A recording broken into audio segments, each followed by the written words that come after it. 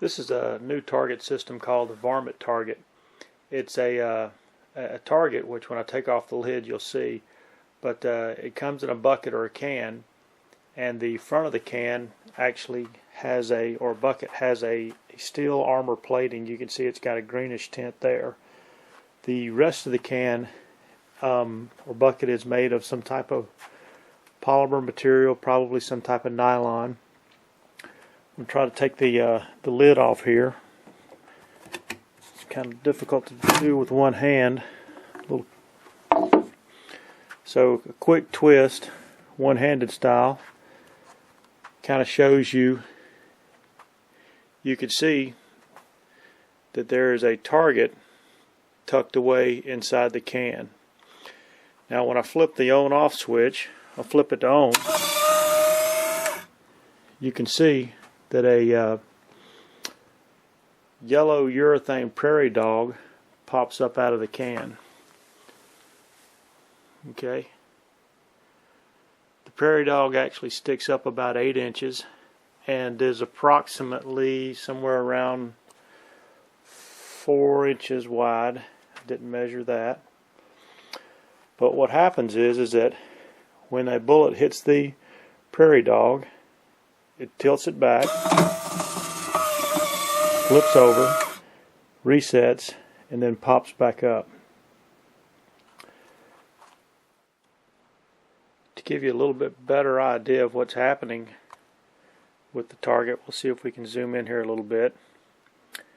And what you're going to see is that the bottom of the prairie dog actually has a magnet here, and there's a sensor here.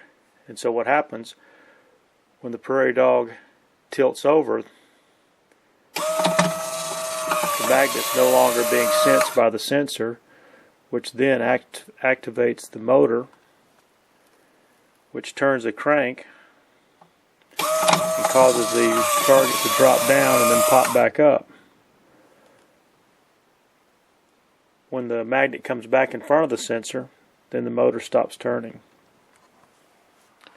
This particular model here, I think, is their base model, which it didn't come with any of the gaming features that I've seen advertised or seen mentioned. On the left side of the battery box is a charging adapter, a charging cord right there.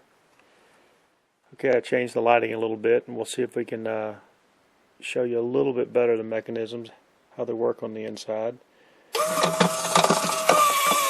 So what you see is that the motor down here is actually mounted on a pivot, and when the motor rotates, it rotates this crank arm right here, which is attached to the mount for the target itself.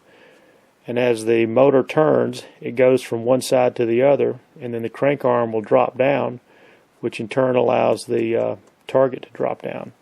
Actually, it's a pretty ingenious little mechanism they've got going here.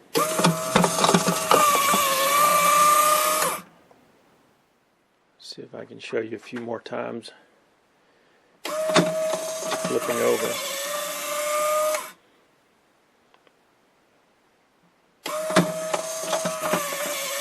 Now the instructions say to set it up with the can tilted at a 5-degree angle back. So with it tilted like that, it's actually going to be more sitting in a position about like that. Changing out the urethane prairie dog's pretty easy. With it in the up position, you'll end up switching the target off and pull that clip there, and then you can see you can push out this pin right here, and then the prairie dog, you can pull it out and it'll come right off. The bucket itself, like I've already mentioned, is actually made of some type of polymer material, which is actually a two-piece bucket, two-piece polymer material, which is bolted together here on each side. The armor plating is a 1/4 inch. Since they rate it for rimfire only, most likely the steel is going to be some type of mild steel. The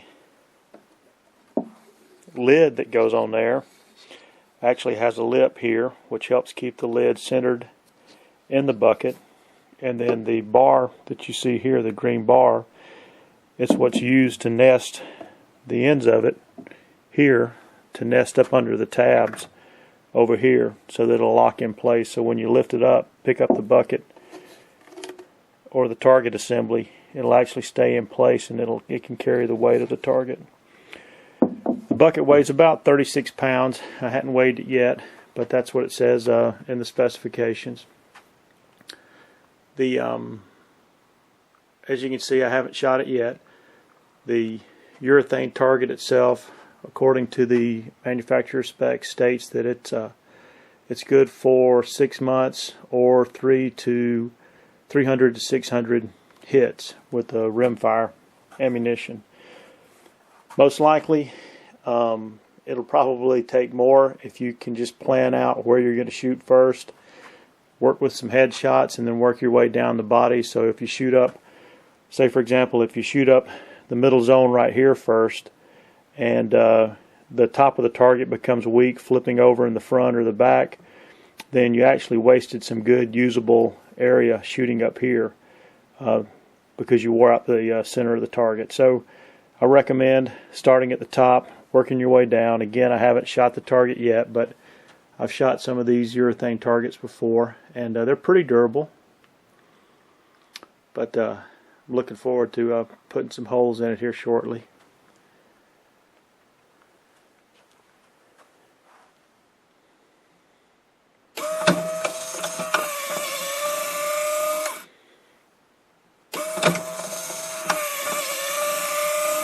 And one thing you'll notice when you get ready to put the lid back on, you're going to have to turn it off when it gets all the way down to its bottom point, so that the target actually stays tucked in there and the head is actually below the lip of the rim here. We're fixing to try out the Varmint Target here. We got our M&P 1522, and Jordan's going to go and see if she can hit it down there.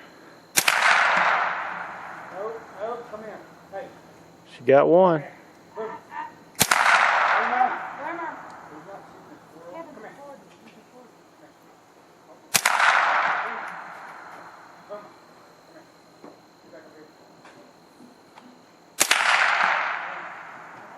That's pretty good so far.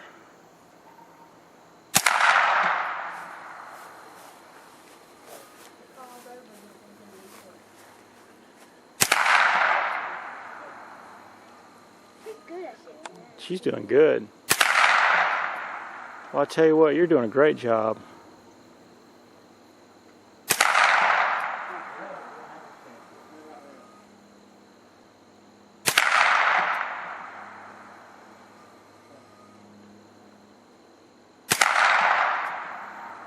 And you're just killing him. Alright, it looks like we had a bunch of body shots. We got the can a couple of times, but that's okay.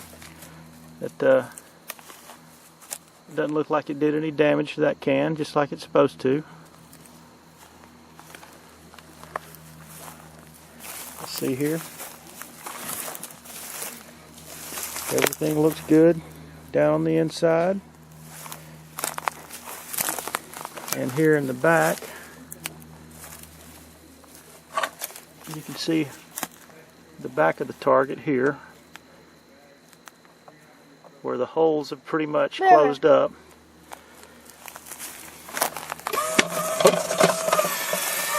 I knocked it over myself. Alright, looks good. Let's load it up and go for some headshots next. How about that? Jordan, what's your opinion on that target? I like it. Do you like it? Was it fun to shoot the target? Mm-hmm. It was? If you could say that you liked one thing the most about the target, what would it be? You don't gotta walk over there and put it back up. That's wisdom right there. Cool. Well, let's load up another magazine and do it again. How about that? Okay. All right.